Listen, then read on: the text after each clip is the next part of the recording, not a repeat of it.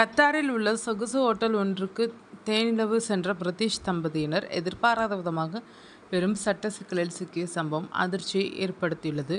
Hotel நீச்சல் குளத்தின் அருகே தனியாக இருந்த மனைவியிடம் 2 மர்ம நபர்கள் ஆபாசமாக பேசி துன்புறுத்தியுள்ளனர்.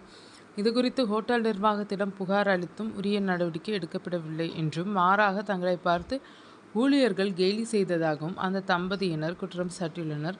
இதனால் அதிருப்தி அடைந்த கணவர் கிரெக் பாரட் அந்த ஹோட்டல் பெண்களுக்கு பாதுகாப்பற்றது என இணையத்தில் விமர்சனம் ஒன்றை எழுதியுள்ளார்.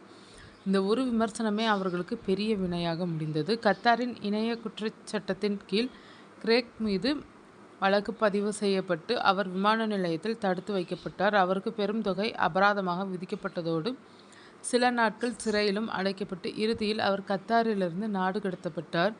ஒரு சாதாரண ஆன்லைன் விமர்சனத்திற்காக தனது கணவர் சிறை தண்டனை அனுபவித்து நாடு கடத்தப்பட்ட விதம் தங்களுக்கு மிகுந்த மன உளைச்சலை ஏற்படுத்தியுள்ளதாக அந்த பெண் வேதனையுடன் தெரிவித்துள்ளார்.